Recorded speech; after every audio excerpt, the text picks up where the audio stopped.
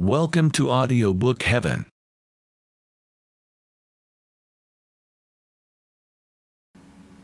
Alice's Adventures in Wonderland by Lewis Carroll. Chapter 1. Down the Rabbit Hole. Alice was beginning to get very tired of sitting by her sister on the bank and of having nothing to do. Once or twice she peeped into the book her sister was reading, but it had no pictures or conversations in it. And what's the use of a book, thought Alice, without pictures or conversation?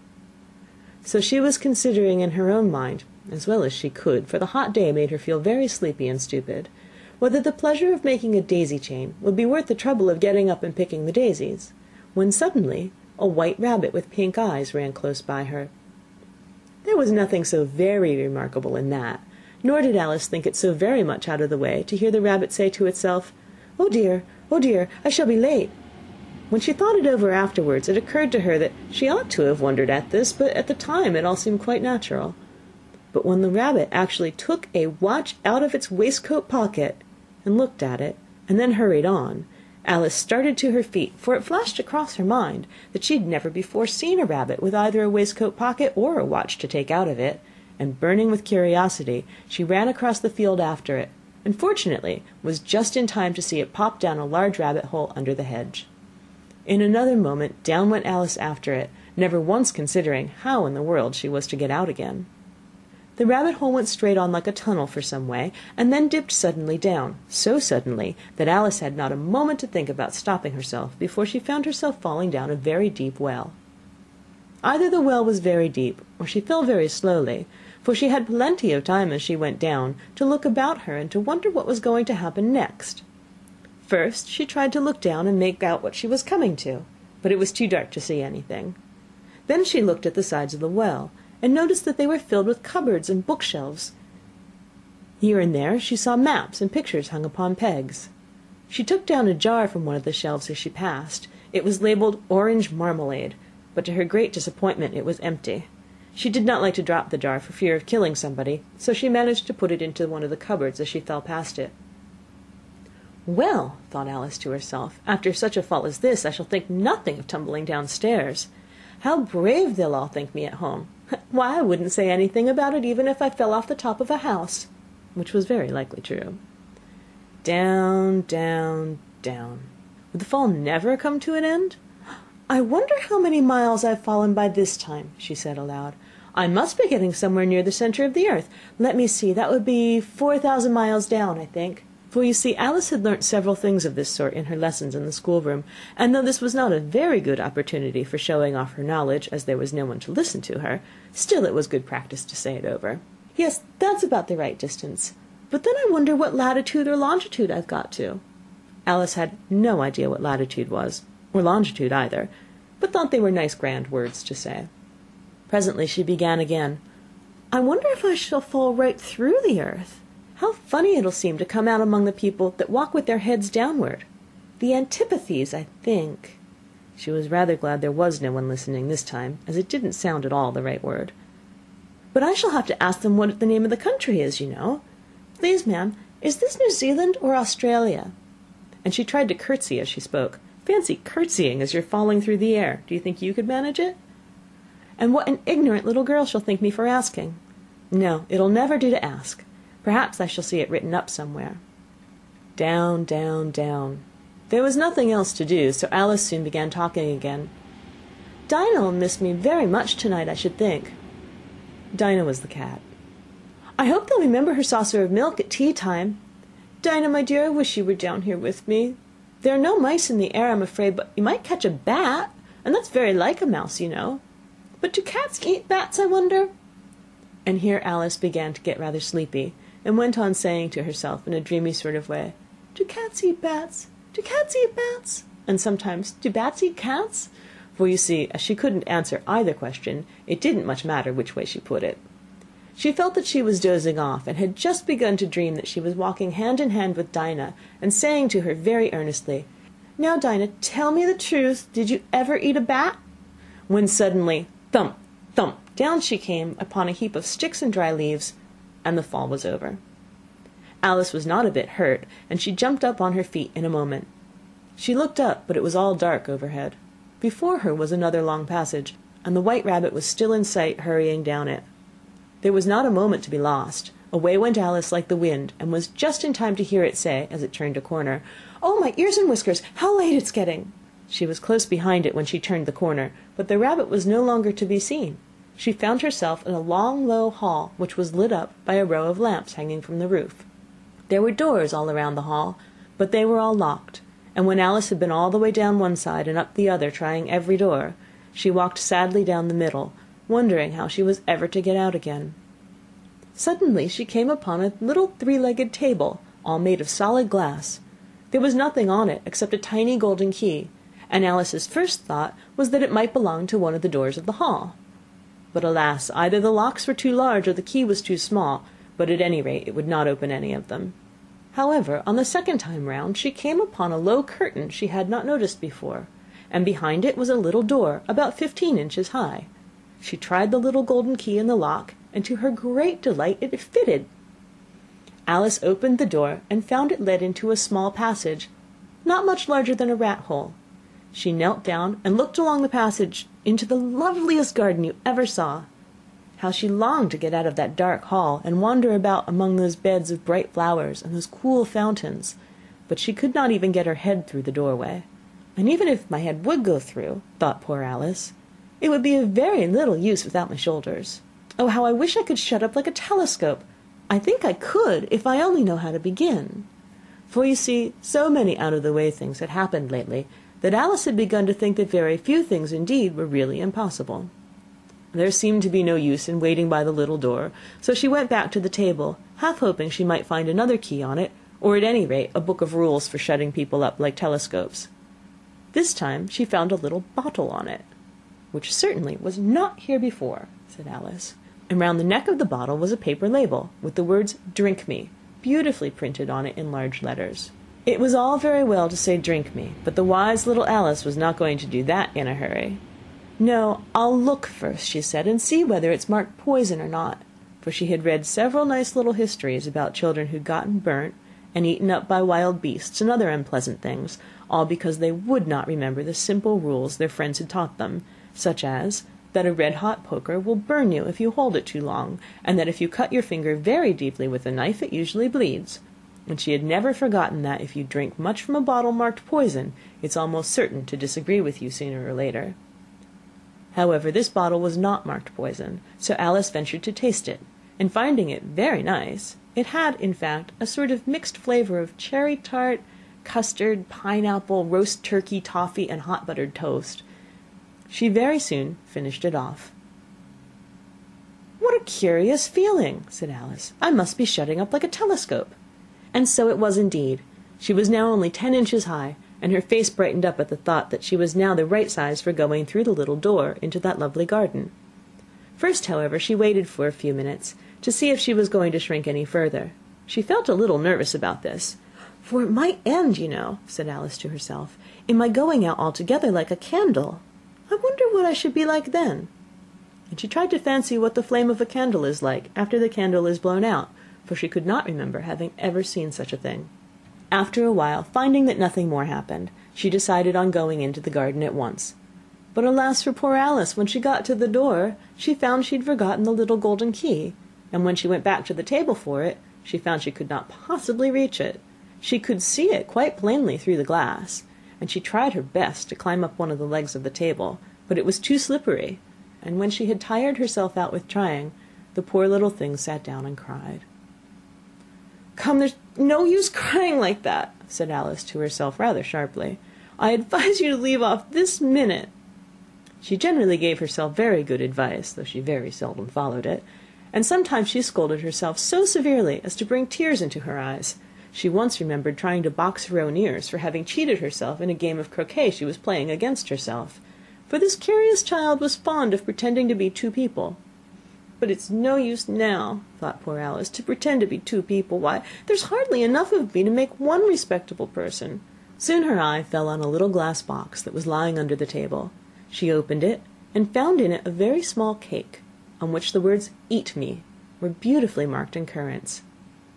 "Well, I'll eat it," said Alice, "and if it makes me grow larger I can reach the key, and if it makes me grow smaller I can creep under the door.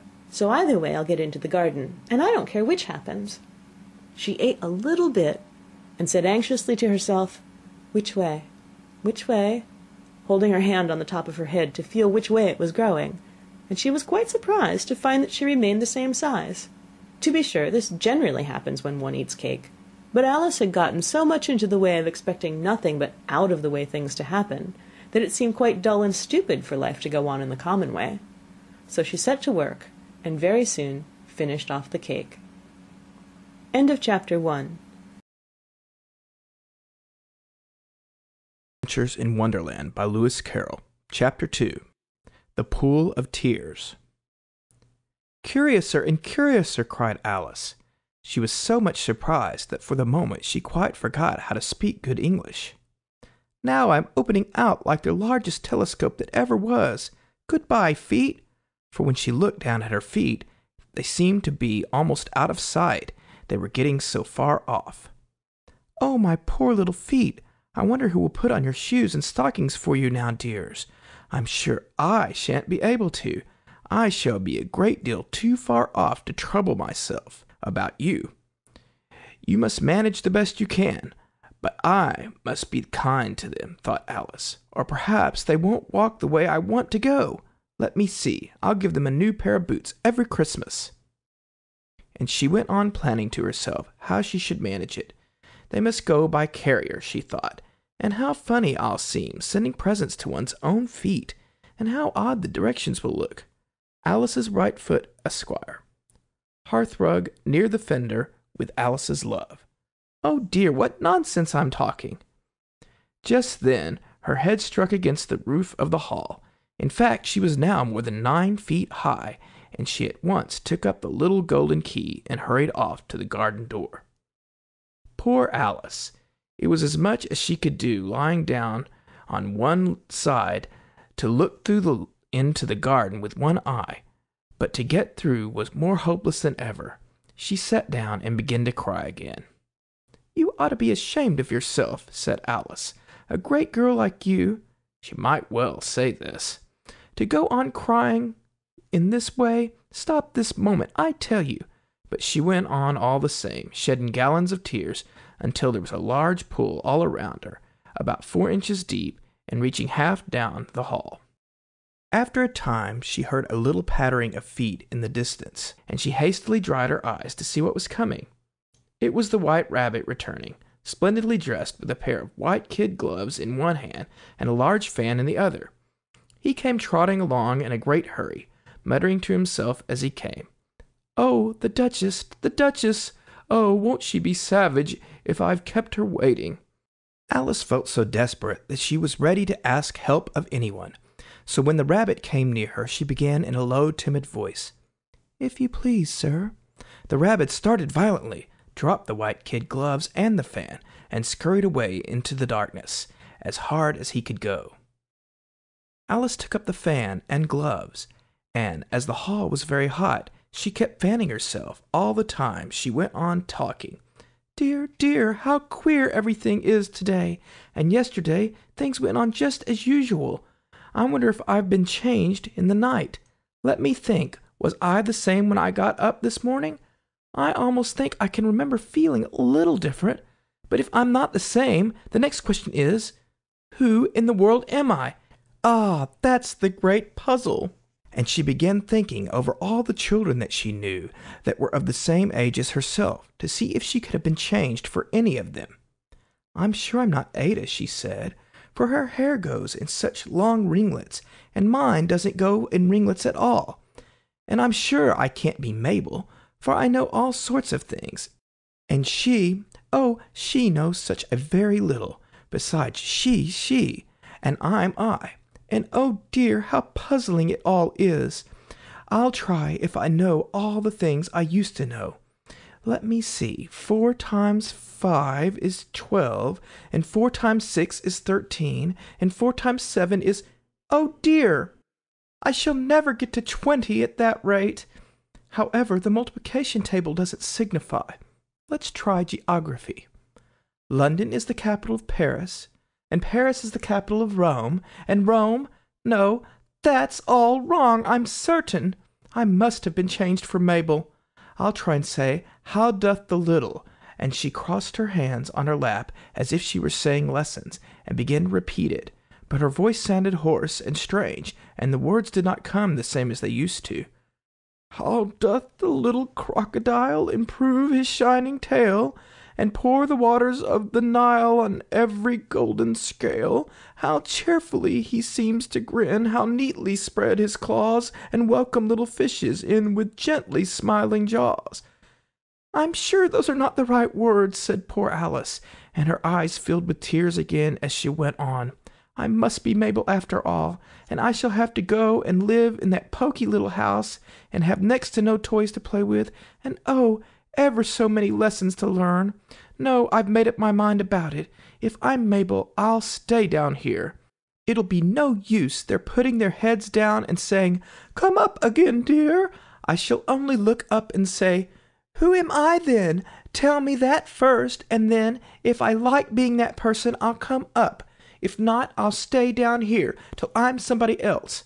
But oh dear, cried Alice, with a sudden burst of tears, I do wish they would put their heads down. I am so very tired of being all alone here.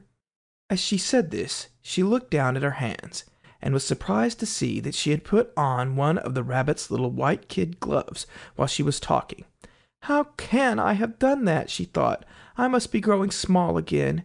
She got up and went to the table to measure herself by it, and found that, as nearly as she could guess, she was now about 2 feet high, and was going on shrinking rapidly.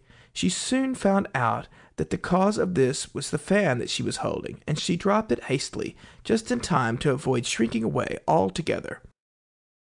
That was a narrow escape, said Alice, a good deal frightened at the sudden change, but very glad to find herself still in existence.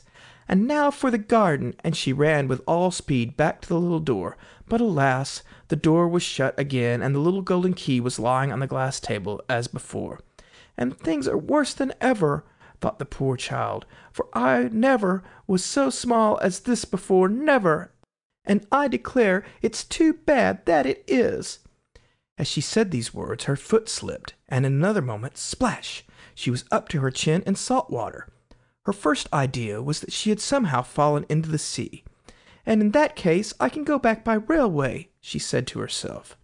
Alice had been to the seaside once in her life, and had come to the general conclusion that wherever you go on the English coast, you find a number of bathing machines in the sea, some children digging in the sand with wooden spades, then a row of lodging houses, and behind them a railway station. However, she soon made out that she was in a pool of tears, which she had wept when she was 9 feet high. I wish I hadn't cried so much, said Alice, as she swam about, trying to find her way out. I shall be punished for it now, I suppose, by being drowned in my own tears. That will be a queer thing, to be sure. However, everything is queer today. Just then she heard something splash about in the pool a little way off, and she swam nearer to make out what it was. At first she thought it must be a walrus or hippopotamus, but then she remembered how small she was now, and she soon made out that it was only a mouse that had slipped in like herself. Would it be of any use now, thought Alice, to speak to this mouse? Everything is so out of the way down here that I should think very likely it can talk. At any rate, there's no harm in trying.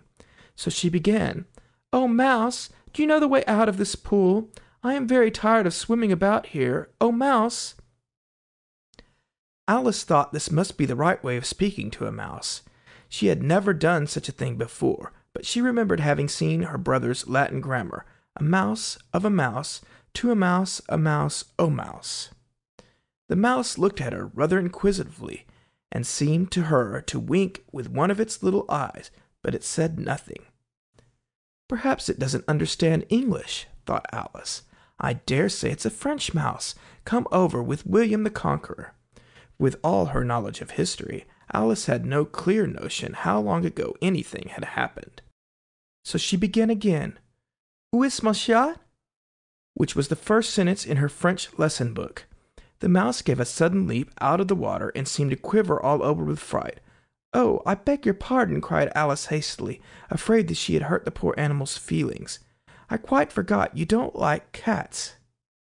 "Not like cats!" cried the mouse in a shrill, passionate voice. "Would you like cats if you were me?" "Well, perhaps not," said Alice in a soothing tone. "Don't be angry about it. And yet I wish I could show you our cat, Dinah. I think you'd take a fancy to cats if you could only see her. She's such a dear, quiet thing," Alice went on half to herself as she swam lazily about in the pool. "And she sits purring so nicely by the fire, licking her paws and washing her face, and she is such a nice, soft thing to nurse, and she's such a capital one for catching mice. Oh, I beg your pardon," cried Alice again, for this time the mouse was bristling all over, and she felt certain it must be really offended. "We won't talk about her any more, if you'd rather not." "We, indeed!" cried the mouse, who was trembling down to the end of his tail. "As if I would talk on such a subject! Our family always hated cats. Nasty, low, vulgar things. Don't let me hear the name again." "I won't indeed," said Alice, in a great hurry to change the subject of conversation. "And you, are you fond of dogs?" The mouse did not answer, so Alice went on eagerly. "There is such a nice little dog near our house I should like to show you. A little bright-eyed terrier, you know, with, oh, such long curly brown hair, and it'll fetch things when you throw them, and it'll sit up and beg for its dinner, and all sorts of things. I can't remember half of them. And it belongs to a farmer, you know, and he says it's so useful, it's worth £100. He says it kills all the rats and—" "Oh, dear!" cried Alice in a sorrowful tone. "I'm afraid I've offended again." For the mouse was swimming away from her as hard as it could go, and making quite a commotion in the pool as it went. So she called softly after it, "Mouse dear, do come back again, and I won't talk about cats, or dogs either, if you don't like them." When the mouse heard this, it turned round and swam slowly back to her. Its face was quite pale, with passion, Alice thought, and it said in a low, trembling voice, "Let us get to the shore, and then I'll tell you my history, and you'll understand why it is that I hate cats and dogs." It was high time to go, for the pool was getting quite crowded with birds and animals that had fallen into it. There was a duck and a dodo, a lory and an eaglet, and several other curious creatures. Alice led the way, and the whole party swam to the shore. End of Chapter 2.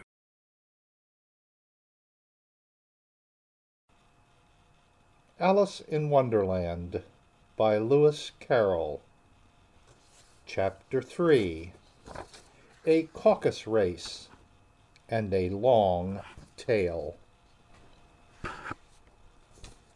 They were indeed a queer-looking party that assembled on the bank. The birds with draggled feathers, the animals with their fur clinging close to them, and all dripping wet, cross, and uncomfortable. The first question, of course, was how to get dry again. They had a consultation about this, and after a few minutes it seemed quite natural to Alice to find herself talking familiarly with them as if she had known them all her life. Indeed, she had quite a long argument with the lory, who at last turned sulky and would only say, "I am older than you and must know better." And this Alice would not allow without knowing how old it was, and as the lory positively refused to tell its age, there was no more to be said. At last the mouse, who seemed to be a person of authority among them, called out, "Sit down, all of you, and listen to me. I'll soon make you dry enough." They all sat down at once, in a large ring, with the mouse in the middle. Alice kept her eyes anxiously fixed on it, for she felt sure she would catch a bad cold if she did not get dry very soon. "Ahem," said the mouse with an important air. "Are you all ready? This is the driest thing I know. Silence all around, if you please. William the Conqueror, whose cause was favored by the Pope, was soon submitted to by the English, who wanted leaders, and had been of late much accustomed to usurpation and conquest. Edwin and Morcar, the Earls of Mercia and Northumbria— "Ugh!" said the Lory with a shiver. "I beg your pardon," said the mouse, frowning, but very politely. "Did you speak?" "Not I," said the Lory hastily. "I thought you did," said the mouse. I proceed. Edwin and Morcar, the Earls of Mercia and Northumbria, declared for him, and even Stigand, the patriotic Archbishop of Canterbury, found it advisable— "Found what?" said the duck. "Found it," the mouse replied rather crossly. "Of course you know what it means." "I know what it means well enough when I find a thing," said the duck. "It's generally a frog or a worm. The question is, what did the Archbishop find?" The mouse did not notice this question, but hurriedly went on. "Found it advisable to go with Edgar Atheling to meet William and offer him the crown. William's conduct was at first moderate, but the insolence of his Normans— How are you getting on now, my dear?" it continued, turning to Alice as it spoke. "As wet as ever," said Alice in a melancholy tone. "It doesn't seem to dry me at all." "In that case," said the dodo solemnly, rising to its feet, "I move that the meeting adjourn for the immediate adoption of more energetic remedies." "Speak English," said the eaglet. "I don't know the meaning of half those long words, and, what's more, I don't believe you do either." And the eaglet bent down its head to hide a smile. Some of the other birds tittered audibly. "What I was going to say," said the dodo in an offended tone, "was that the best thing is to get us dry would be a caucus race." "What is a caucus race?" said Alice. Not that she wanted much to know, but the dodo had paused as if it thought that somebody ought to speak, and no one else seemed inclined to say anything. "Why," said the dodo, "the best way to explain it is to do it. And you might like to try the thing yourself some winter day. I will tell you how the dodo managed it. First, it marked out a race course in a sort of circle. The exact shape doesn't matter, it said. And then all the party were placed along the course, here and there. There was no 1, 2, 3, and away, but they began running when they liked, and left off when they liked, so that it was not easy to know when the race was over. However, when they had been running half an hour or so, and were quite dry again, the dodo suddenly called out, "The race is over!" And they all crowded round it, panting and asking, "But who has won?" This question the dodo could not answer without a great deal of thought, and it sat for a long time with one finger pressed upon its forehead, the position in which you usually see Shakespeare in the pictures of him, while the rest waited in silence. At last the dodo said, "Everybody has won, and all must have prizes." "But who is to give the prizes?" quite a chorus of voices asked. "Why, she, of course," said the dodo, pointing to Alice with one finger, and the whole party at once crowded round her, calling out in a confused way, "Prizes! Prizes!" Alice had no idea what to do, and in despair she put her hand in her pocket and pulled out a box of comfits. Luckily the salt water had not got into it, and handed them round as prizes. There was exactly one apiece all round. But she must have a prize herself, you know," said the mouse. "Of course," the dodo replied very gravely. "What else have you got in your pocket?" he went on, turning to Alice. "Only a thimble," said Alice sadly. "Hand it over here," said the dodo.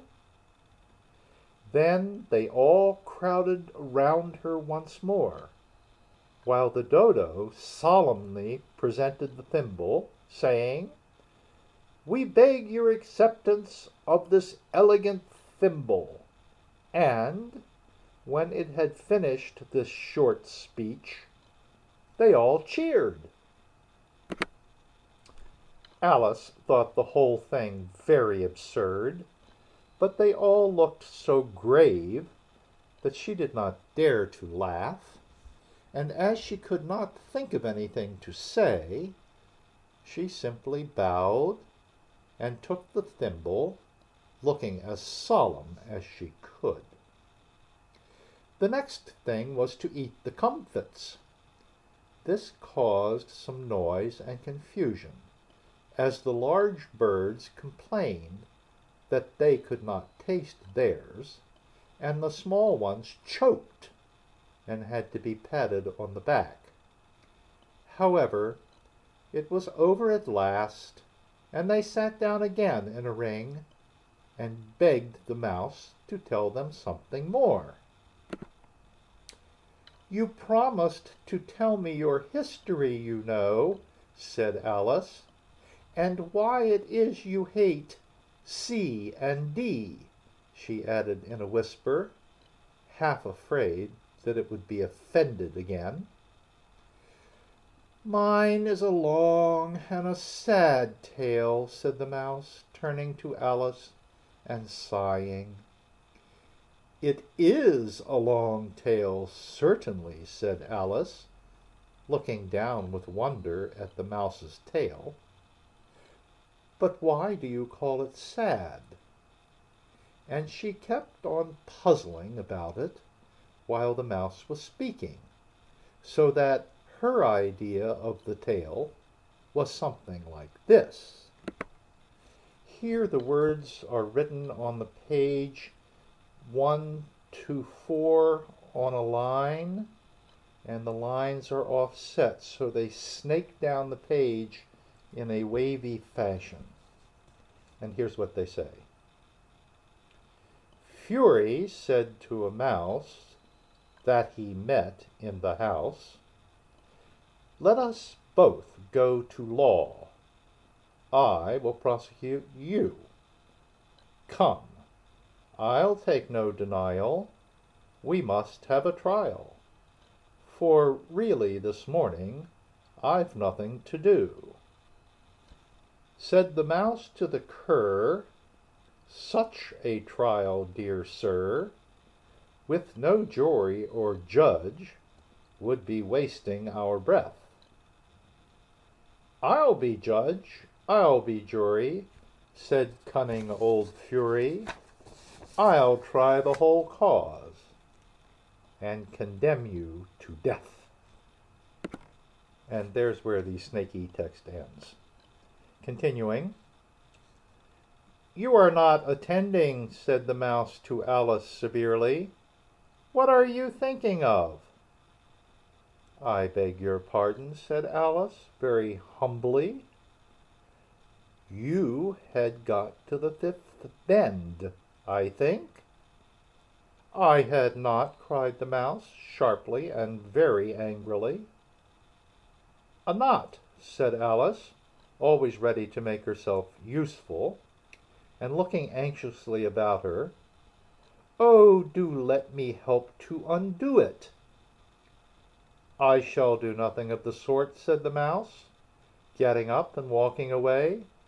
"You insult me by talking such nonsense." "I didn't mean it," pleaded poor Alice, "but you're so easily offended, you know." The mouse only growled in reply. "Please come back and finish your story," Alice called after it, and the others all joined in chorus. "Yes, please do." But the mouse only shook its head impatiently and walked a little quicker. "What a pity it wouldn't stay," sighed the Lory, as soon as it was quite out of sight, and an old crab took the opportunity of saying to her daughter, "Ah, my dear, let this be a lesson to you never to lose your temper." "Hold your tongue, Ma," said the young crab a little snappishly. "You're enough to try the patience of an oyster." "Oh, I wish I had our Dinah here, I know I do," said Alice aloud, addressing nobody in particular. "She'd soon fetch it back." "And who is Dinah, if I might venture to ask the question?" said the Lory. Alice replied eagerly, for she was always ready to talk about her pet. "Dinah's our cat, and she's such a capital one for catching mice you can't think. And oh, I wish you could see her after the birds. Why, she'll eat a little bird as soon as look at it." This speech caused a remarkable sensation among the party. Some of the birds hurried off at once. One old magpie began wrapping itself up very carefully, remarking, "I really must be getting home. The night air doesn't suit my throat." And the canary called out in a trembling voice to its children, "Come away, my dears. It's high time you were all in bed." On various pretexts they all moved off, and Alice was soon left alone. "Oh, I wish I hadn't mentioned Dinah," she said to herself in a melancholy tone. "Nobody seems to like her down here, and I'm sure she's the best cat in the world. Oh, my dear Dinah, I wonder if I shall ever see you any more." And here poor Alice began to cry again, for she felt very lonely and low-spirited. In a little while, however, she again heard a little pattering of footsteps in the distance, and she looked up eagerly, half hoping that the mouse had changed his mind and was coming back to finish his story. This is the end of chapter 3.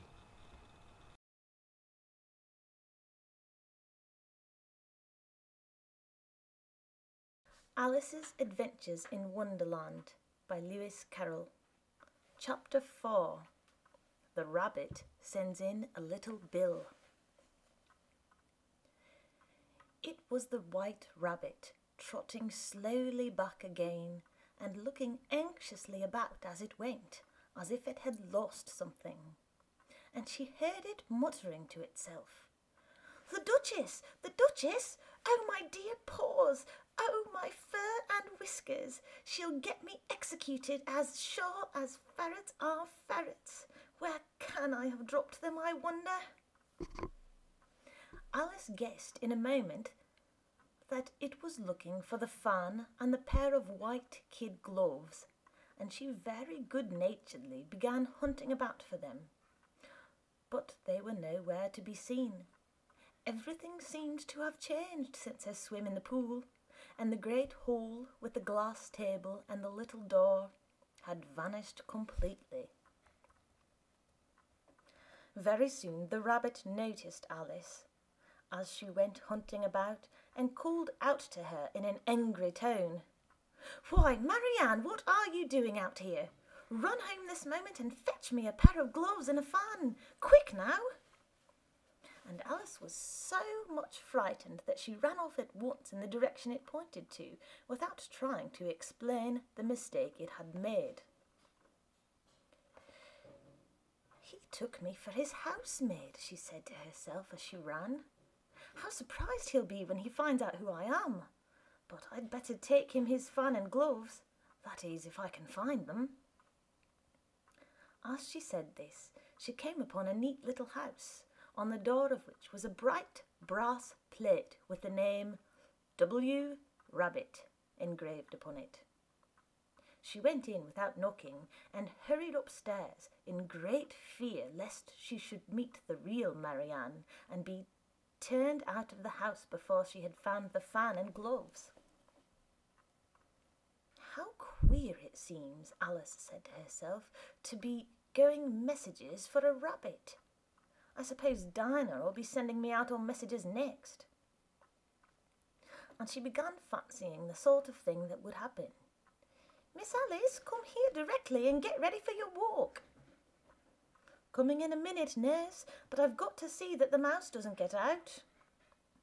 "Only I don't think," Alice went on, "that they'd let Dinah stop in the house if it began ordering people about like that." By this time she had found her way into a tidy little room with a table in the window, and on it, as she had hoped, a fan and 2 or 3 pairs of tiny white kid gloves. She took up the fan and a pair of the gloves and was just going to leave the room when her eyes fell upon a little bottle that stood near the looking-glass. There was no label this time with the words "Drink me," but nevertheless she uncorked it and put it to her lips. "I know something interesting is sure to happen," she said to herself, "whenever I eat or drink anything.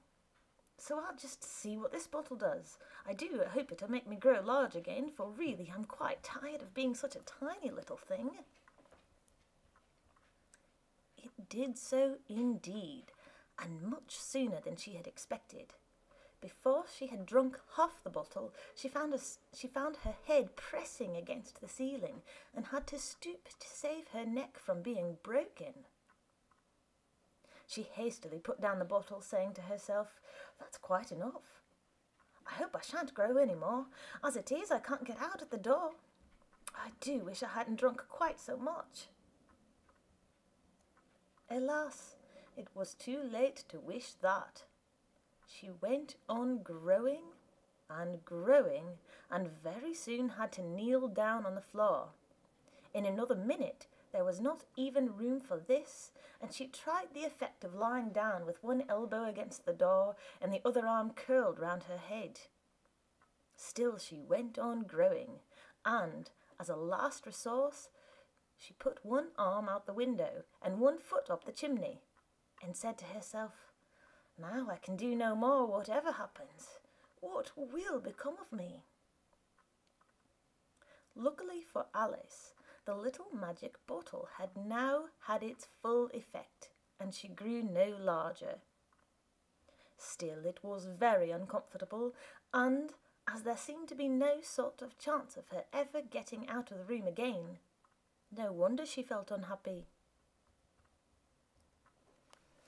It was much pleasanter at home, thought poor Alice, when one wasn't always growing larger and smaller and being ordered about by mice and rabbits. I almost wish I hadn't gone down that rabbit hole, and yet it's rather curious, you know, this sort of life. I do wonder what can have happened to me. When I used to read fairy tales, I fancied that kind of thing never happened, and now here I am in the middle of one. There ought to be a book written about me, that there ought. And when I grow up, I'll write one. But I'm grown up now, she added in a sorrowful tone. At least there's no room to grow up any more here.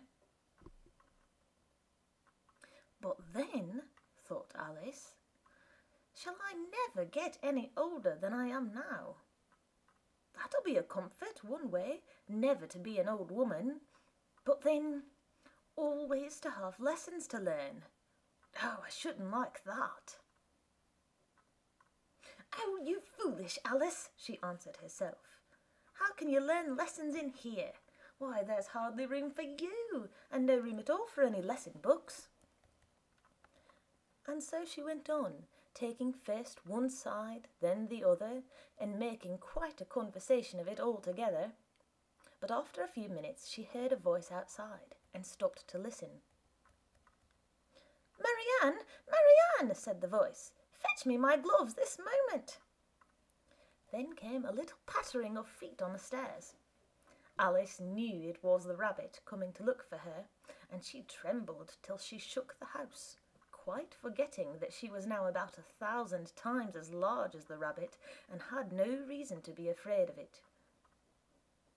Presently the rabbit came up to the door and tried to open it. But as the door opened inwards and Alice's elbow was pressed hard against it, that attempt proved a failure. Alice heard it say to itself, "Then I'll go round and get in at the window." That you won't, thought Alice, and after waiting till she fancied she heard the rabbit just under the window, she suddenly spread out her hand and made a snatch in the air. She did not get hold of anything, but she heard a little shriek and a fall and a crash of broken glass, from which she concluded that it was just possible it had fallen into a cucumber frame or something of the sort. Next came an angry voice, the rabbit's. "Pat! Pat, where are you?" And then a voice she had never heard before. "Sure then, I'm here, digging for apples, your honour." "Digging for apples, indeed," said the rabbit angrily. "Here, come and help me out of this." Sounds of more broken glass. "Now tell me, Pat, what's that in the window?" "Sure, it's an arm, your honour." He pronounced it arm. "An arm, you goose! Who ever saw one that size? Why, it fills the whole window." "Sure it does, your honour, but it's an arm for all that." "Well, it's got no business there at any rate. Go and take it away." There was a long silence after this, and Alice could only hear whispers now and then, such as, "Sure, I don't like it, your honour, at all, at all." "Do as I tell you, you coward." And at last she spread out her hand again and made another snatch in the air. This time there were 2 little shrieks and more sounds of broken glass. What a number of cucumber frames there must be, thought Alice. I wonder what they'll do next. As for pulling me out of the window, I only wish they could. I'm sure I don't want to stay in here any longer. She waited for some time without hearing anything more. At last came a rumbling of little cartwheels and the sound of a good many voices all talking together. She made out the words, Where's the other ladder? Why, I hadn't thought to bring but one. Bill's got the other. Bill, fetch it here, lad. Here, put 'em up at the corner. No, tie 'em together first. They don't reach half high enough yet. Oh, they'll do well enough. Don't be particular. Here, Bill, catch hold of this rope. Will the roof break? Mind that loose slat. Oh, it's coming down. Heads below. A loud crash. Now, who did that? It was Bill, I fancy. Who's to go down the chimney? Nay, I shan't. You do it. That I won't, then. Bill's to go down. Here, Bill. The master says you're to go down the chimney. Oh, so Bill's got to come down the chimney, has he? Said Alice to herself. Shy, they seem to put everything upon Bill. I wouldn't be in Bill's place for a good deal. This fireplace is narrow, to be sure, but I think I can kick a little. She drew her foot as far down the chimney as she could and waited till she heard a little animal. She couldn't guess of what sort it was, scratching and scrambling about in the chimney close above her.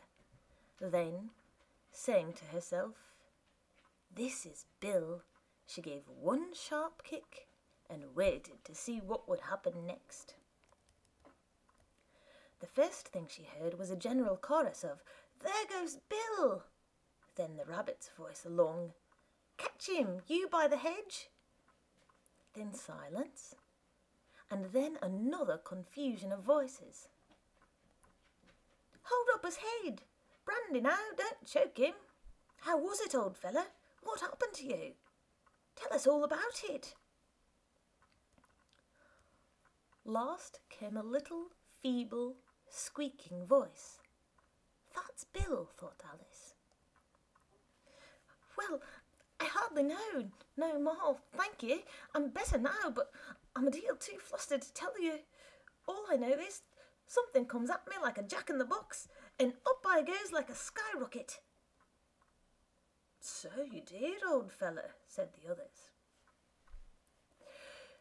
"We must burn the house down," said the rabbit's voice, and Alice called out as loud as she could, "If you do, I'll set Dinah at you."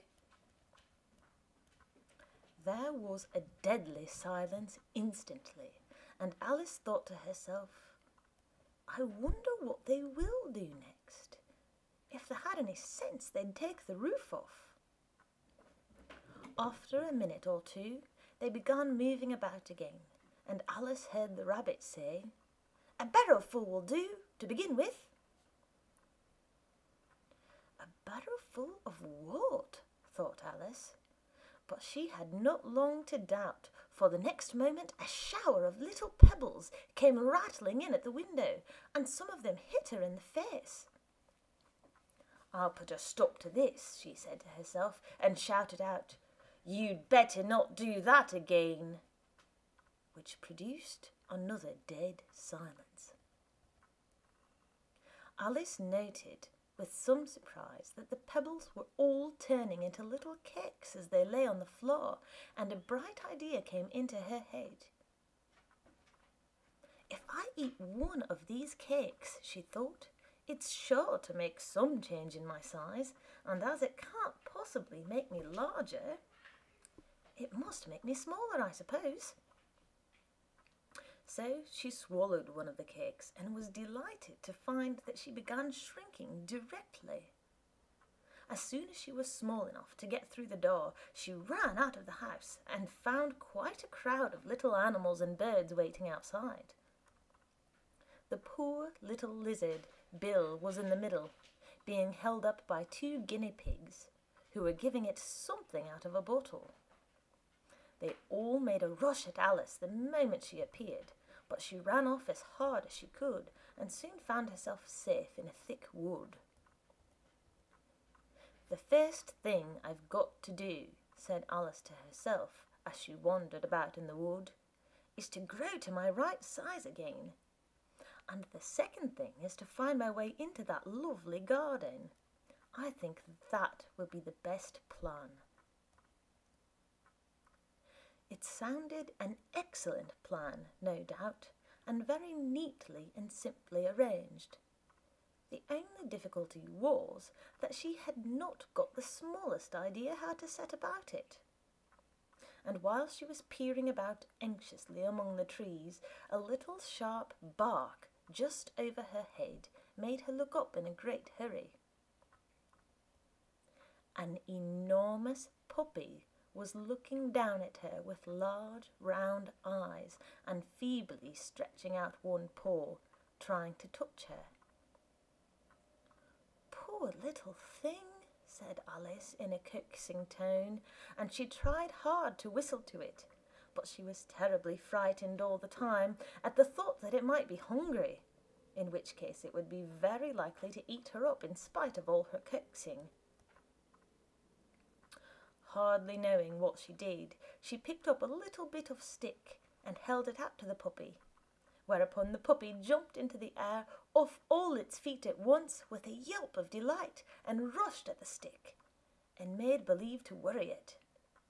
Then Alice dodged behind a great thistle to keep herself from being run over, and the moment she appeared on the other side, the puppy made another rush at the stick and tumbled head over heels in its hurry to get hold of it. Then Alice, thinking it was very like having a game of play with a cart horse, and expecting every moment to be trampled under its feet, ran round the thistle again. Then the puppy began a series of short charges at the stick, running a very little way forwards each time and a long way back, and barking hoarsely all the while, till at last it sat down a good way off, panting, with its tongue hanging out of his mouth, and its great eyes half shut. This seemed to Alice a good opportunity for making her escape, so she set off at once and ran till she was quite tired and out of breath, and till the puppy's bark sounded quite faint in the distance. "And yet what a dear little puppy it was," said Alice, as she leant against a buttercup to rest herself and fanned herself with one of the leaves. "I should have liked teaching it tricks very much if I'd only been the right size to do it. Oh dear, I'd nearly forgotten that I've got to grow up again. Let me see, how is this to be managed? I suppose I ought to eat or drink something or other, but the great question is, what?" The great question certainly was, what? Alice looked all round her at the flowers and the blades of grass, but she did not see anything that looked like the right thing to eat or drink under the circumstances. There was a large mushroom growing near her, about the same height as herself, and when she had looked under it, and on both sides of it, and behind it, it occurred to her that she might as well look and see what was on top of it. She stretched herself up on tiptoe and peeped over the edge of the mushroom, and her eyes immediately met those of a large caterpillar that was sitting on the top with its arms folded, quietly smoking a long hookah and taking not the smallest notice of her or of anything else. End of chapter 4.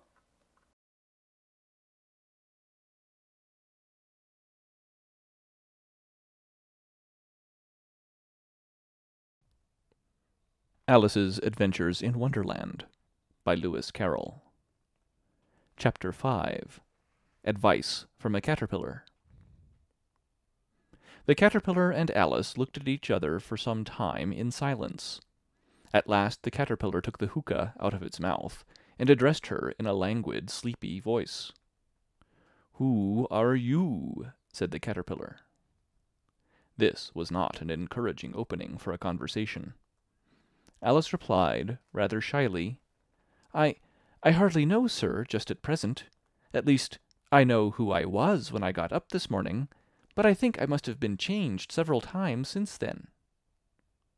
"What do you mean by that?" said the caterpillar sternly. "Explain yourself." "I can't explain myself, I'm afraid, sir," said Alice, "because I'm not myself, you see." "I don't see," said the caterpillar. "I'm afraid I can't put it more clearly," Alice replied, very politely, "for I can't understand it myself to begin with, and being so many different sizes in a day is very confusing." "It isn't," said the caterpillar. "Well, perhaps you haven't found it so yet," said Alice. "But when you have to turn into a chrysalis, you will some day, you know, and then after that into a butterfly, I should think you'll feel it a little queer, won't you?" "Not a bit," said the caterpillar. "Well, perhaps your feelings may be different," said Alice. "All I know is, it would feel very queer to me." "You?" said the caterpillar contemptuously. "Who are you?"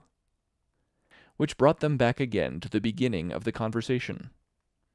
Alice felt a little irritated at the caterpillar's making such very short remarks, and she drew herself up and said, very gravely, "I think you ought to tell me who you are first."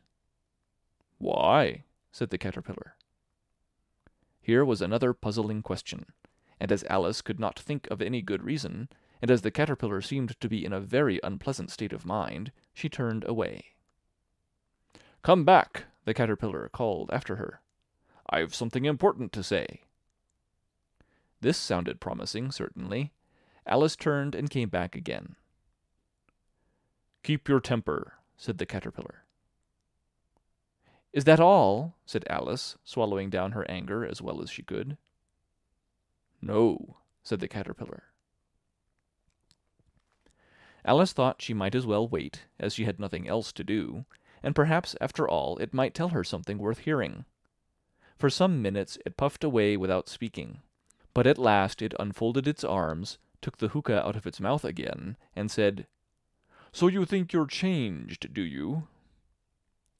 "I'm afraid I am, sir," said Alice. "I can't remember things as I used, and I don't keep the same size for 10 minutes together."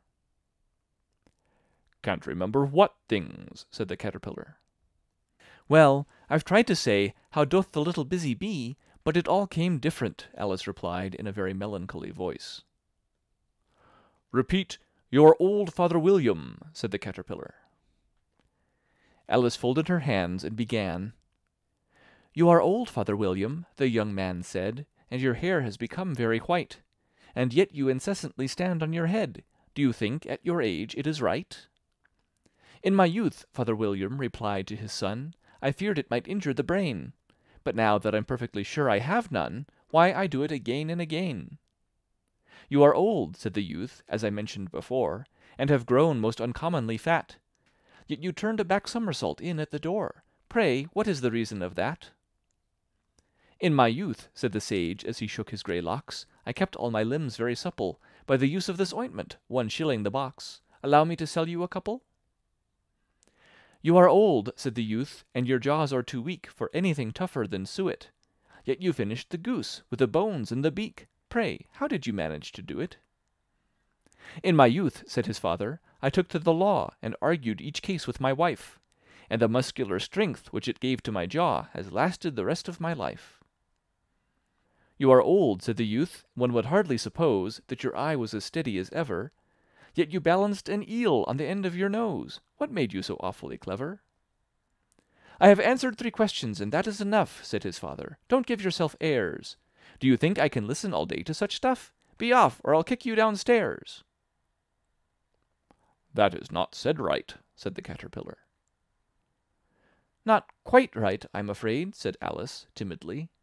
"Some of the words have got altered." "It is wrong from beginning to end," said the caterpillar decidedly, and there was silence for some minutes. The caterpillar was the first to speak. "What size do you want to be?" it asked. "Oh, I'm not particular as to size," Alice hastily replied. "Only one doesn't like changing so often, you know." "I don't know," said the caterpillar. Alice said nothing. She had never been so much contradicted in her life before, and she felt that she was losing her temper. "Are you content now?" said the caterpillar. "Well, I should like to be a little larger, sir, if you wouldn't mind," said Alice. 3 inches is such a wretched height to be." "It is a very good height indeed," said the caterpillar angrily, rearing itself upright as it spoke. It was exactly 3 inches high. "But I'm not used to it," pleaded poor Alice in a piteous tone. And she thought to herself, "I wish the creatures wouldn't be so easily offended." "You'll get used to it in time," said the caterpillar, and it put the hookah into its mouth and began smoking again. This time Alice waited patiently until it chose to speak again. In a minute or two the caterpillar took the hookah out of its mouth, and yawned once or twice, and shook itself. Then it got down off the mushroom, and crawled away in the grass, merely remarking as it went, "One side will make you grow taller, and the other side will make you grow shorter." "One side of what? The other side of what?" thought Alice to herself. "Of the mushroom," said the caterpillar, just as if she had asked it aloud, and in another moment it was out of sight. Alice remained looking thoughtfully at the mushroom for a minute, trying to make out which were the 2 sides of it, and as it was perfectly round, she found this a very difficult question. However, at last she stretched her arms round it as far as they would go, and broke off a bit of the edge with each hand. "And now, which is which?" she said to herself, and nibbled a little of the right-hand bit to try the effect. The next moment she felt a violent blow underneath her chin. It had struck her foot. She was a good deal frightened by this very sudden change, but she felt that there was no time to be lost, as she was shrinking rapidly, so she set to work at once to eat some of the other bit. Her chin was pressed so closely against her foot that there was hardly room to open her mouth, but she did it at last, and managed to swallow a morsel of the left-hand bit. "Come, my head's free at last," said Alice in a tone of delight, which changed into alarm in another moment, when she found that her shoulders were nowhere to be found. All she could see, when she looked down, was an immense length of neck, which seemed to rise like a stalk out of a sea of green leaves that lay far below her. "What can all that green stuff be?" said Alice. "And where have my shoulders got to? And oh, my poor hands, how is it I can't see you?" She was moving them about as she spoke, but no result seemed to follow, except a little shaking among the distant green leaves. As there seemed to be no chance of getting her hands up to her head, she tried to get her head down to them, and was delighted to find that her neck would bend about easily in any direction, like a serpent. She had just succeeded in curving it down into a graceful zigzag, and was going to dive in among the leaves, which she found to be nothing but the tops of the trees under which she had been wandering, when a sharp hiss made her draw back in a hurry. A large pigeon had flown into her face and was beating her violently with its wings. "Serpent!" screamed the pigeon. "I'm not a serpent," said Alice indignantly. "Let me alone." "Serpent, I say again!" repeated the pigeon, but in a more subdued tone, and added with a kind of sob, "I've tried every way, and nothing seems to suit them." "I haven't the least idea what you're talking about," said Alice.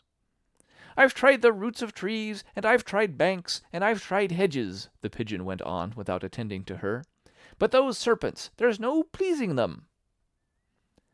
Alice was more and more puzzled, but she thought there was no use in saying anything more till the pigeon had finished. "As if it wasn't trouble enough hatching the eggs," said the pigeon, "but I must be on the lookout for serpents night and day. Why, I haven't had a wink of sleep these 3 weeks." "I'm very sorry you've been annoyed," said Alice, who was beginning to see its meaning. "And just as I'd taken the highest tree in the wood," continued the pigeon, raising its voice to a shriek, "and just as I was thinking I should be free of them at last, they must needs come wriggling down from the sky. Ugh, serpent!" "But I'm not a serpent, I tell you," said Alice. I'm a... "Well, what are you?" said the pigeon. "I can see you're trying to invent something." I'm a little girl," said Alice, rather doubtfully, as she remembered the number of changes she had gone through that day.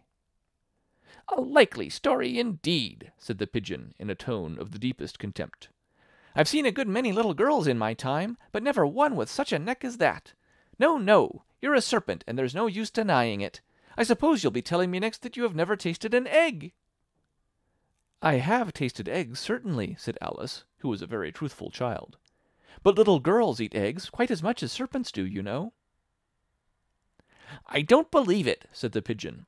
"But if they do, why then they're a kind of serpent, that's all I can say."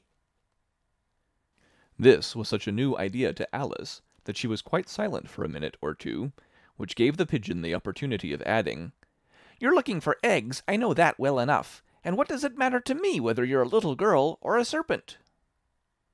"It matters a good deal to me," said Alice hastily, "but I'm not looking for eggs as it happens, and if I was I shouldn't want yours. I don't like them raw."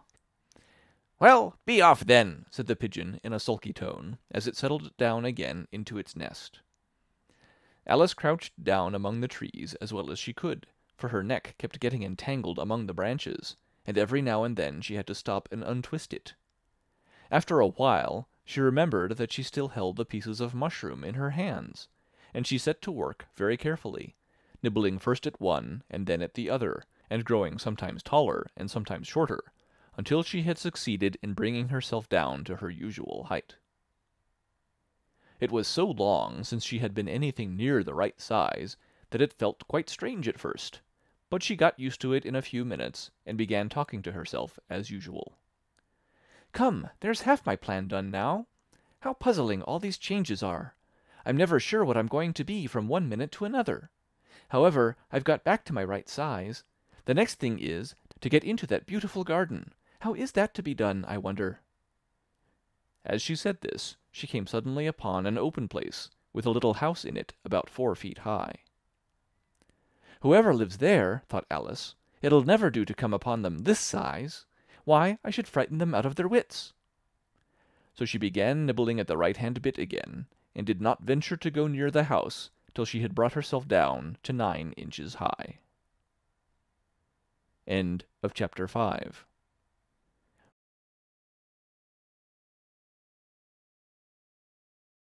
Alice's Adventures in Wonderland by Lewis Carroll. Chapter 6, Pig and Pepper. For a minute or two she stood looking at the house and wondering what to do next, when suddenly a footman in livery came running out of the wood. She considered him a footman because he was in livery, otherwise, judging by his face only, she would have called him a fish, and rapped loudly at the door with his knuckles. It was opened by another footman in livery with a round face and large eyes like a frog, and both footmen, Alice noticed, had powdered hair and curls all over their head. She felt very curious to know what it was all about, and crept a little way out of the wood to listen. The fish footman began by producing from under his arm a great letter, nearly as large as himself, and this he handed over to the other, saying in a solemn tone, for the Duchess, an invitation from the Queen to play croquet. The frog footman repeated in the same solemn tone, only changing the order of the words a little, from the Queen an invitation for the Duchess to play croquet. Then they both bowed, and their curls got entangled together.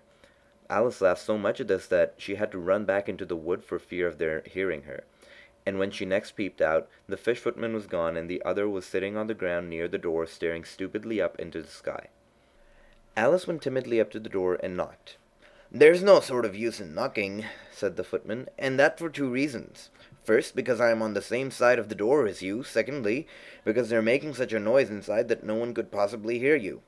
And certainly there was a most extraordinary noise going on within, a constant howling and sneezing, and every now and then a great crash as if a dish or a kettle had been broken to pieces. "Please then," said Alice, "how am I to get in?"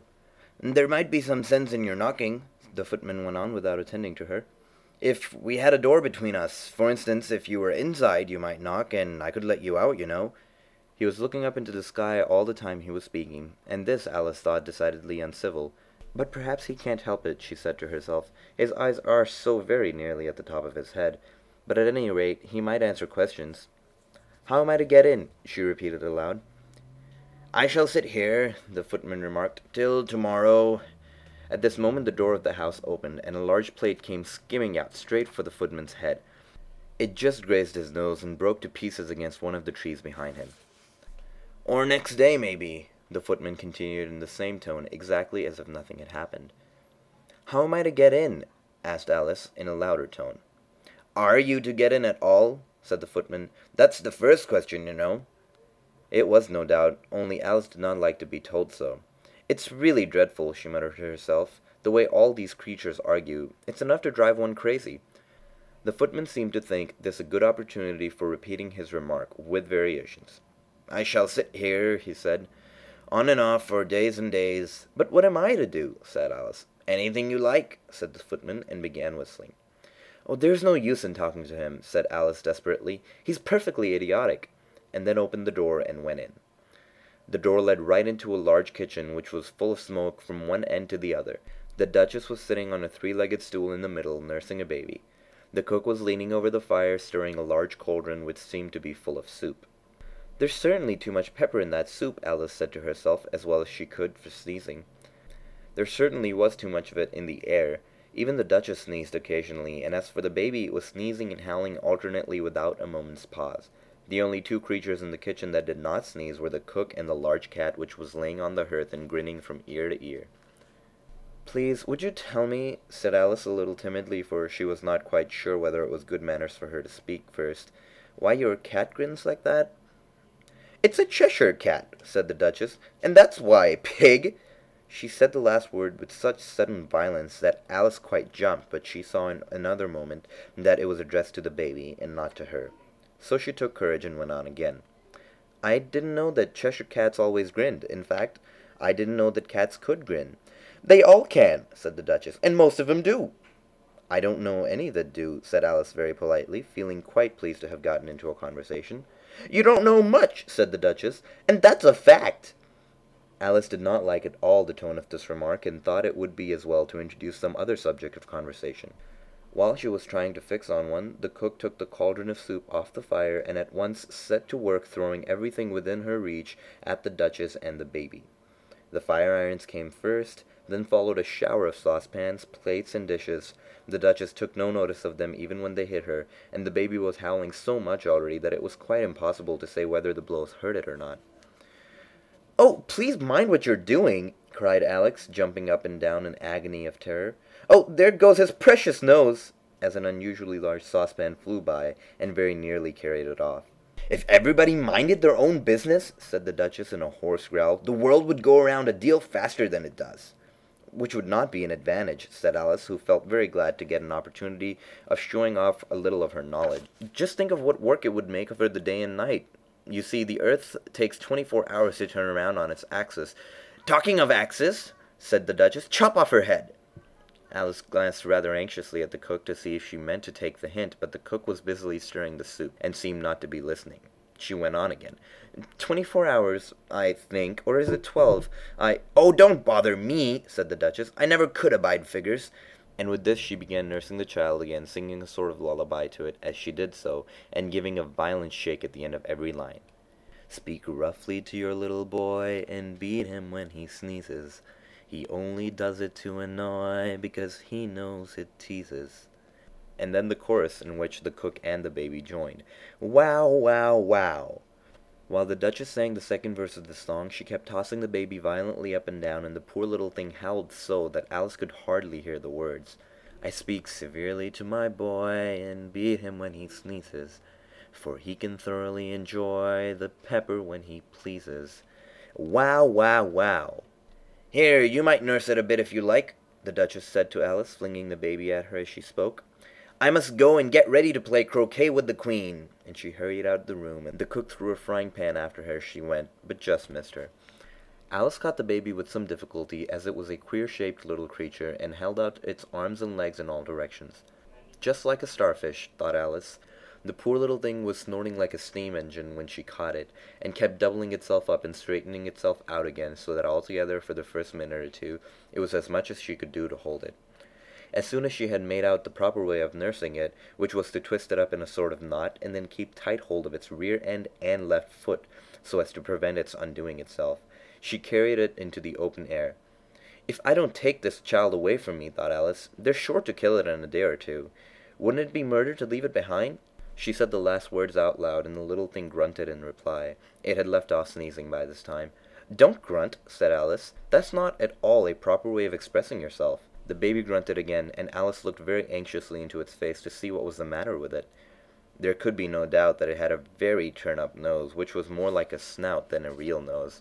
Also, its eyes were getting extremely small for a baby. Altogether, Alice did not like the look of the thing at all. But perhaps it's only sobbing, she thought, and looked into its eyes again to see if there were any tears. No, there were no tears. "If you're going to turn into a pig, my dear," said Alice seriously, "I've got nothing more to do with you. Mind now." The poor little thing sobbed again, or grunted, it was impossible to say which, and then went on for some while in silence. Alice was just beginning to think to herself, "Now, what am I supposed to do with this creature when I get home?" when it grunted again so violently that she looked down into its face with some alarm. This time there could be no mistake about it. It was neither more or less than a pig, and she felt that it would be quite absurd for her to carry it any further. So she let the little creature down, and felt quite relieved to see it trot away quietly into the woods. If it had grown up, she said to herself, it would have made a dreadfully ugly child, but it makes a rather handsome pig, I think. And she began thinking of her other children she knew, who might do very well as pigs, and was just saying to herself, if one only knew the right way to change them, when she was a little startled by seeing the Cheshire Cat sitting on the bough of a tree just a few yards off. The cat only grinned when it saw Alice, and it looked good-natured, she thought. Still, it had very long claws and a great many teeth, so she felt that it ought to be treated with respect. "Cheshire Puss," she began rather timidly, and she did not at all know whether it would like the name. However, it only grinned a little wider. "Come, it's pleased so far," thought Alice, and she went on. "Would you tell me, please, which way I ought to go from here?" "That depends a good deal on where you want to go," said the cat. "I don't much care where," said Alice. "Then it doesn't matter which way you go," said the cat. "So as long as I go somewhere," Alice added with explanation. "Oh, you're sure to do that," said the cat, "if only you walk long enough." Alice felt that this could not be denied, so she tried another question. "What sort of people live about here?" "In that direction," the cat said, waving its right paw around, "lives a hatter, and in that direction," waving the other paw, "lives a March hare. Visit either you like, they're both mad." "But I don't want to go among mad people," Alice remarked. "Oh, you can't help that," said the cat. "We're all mad here. I'm mad, you're mad." "How do you know I'm mad?" said Alice. "You must be," said the cat, "or you wouldn't have come here." Alice didn't think that proved it at all. However, she went on. "And how do you know that you're mad?" "To begin with," said the cat, "a dog's not mad. You grant that?" "I suppose so," said Alice. "Well then," the cat went on, "you see, a dog growls when it's angry, and wags its tail when it's pleased. Now, I growl when I'm pleased, and wag my tail when I'm angry. Therefore, I'm mad." "I call it purring, not growling," said Alice. "Call it what you like," said the cat. "Do you play croquet with the Queen today?" "I should like it very much," said Alice, "but I haven't been invited yet." "You'll see me there," said the cat, and vanished. Alice was not much surprised at this. She was getting so well used to the queer things happening. While she was still looking at the place where it had been, it suddenly appeared again. "By the by, what became of the baby?" said the cat. "I'd nearly forgotten to ask." "It turned into a pig," Alice answered very quietly, just as if the cat had come back in a natural way. "I thought it would," said the cat, and vanished again. Alice waited a little, half expecting to see it again, but it did not appear. After a minute or two she walked on in the direction in which the March hare was said to live. "I've seen hatters before," she said to herself. "The March hare will be much more interesting, and perhaps, as this is May, it won't be raving mad. At least, not so mad as it was in March." As she said this, she looked up, and there was the cat again, sitting on the branch of a tree. "Did you say pig or fig?" said the cat. "I said pig," replied Alice, "and I wish that you wouldn't keep appearing and vanishing so suddenly. You make one quite giddy." "All right," said the cat, and this time it vanished quite slowly, beginning with the end of the tail, and ending with the grin, which remained some time after the rest of it had gone. "Well, I've often seen a cat without a grin," thought Alice, "but a grin without a cat? It's the most curious thing I ever saw in all my life." She had not gone much further before she came in sight of the house of the March hare. She thought it must be the right house because the chimneys were shaped like ears and the roof was thatched with fur. It was such a large house that she did not like to go nearer till she had nibbled some more of the left-hand bit of mushroom, and she raised herself about 2 feet high. Even then she walked up towards it rather timidly, saying to herself, "Suppose it should be raving mad after all. I almost wish I'd gone to the Hatter instead." End of chapter 6.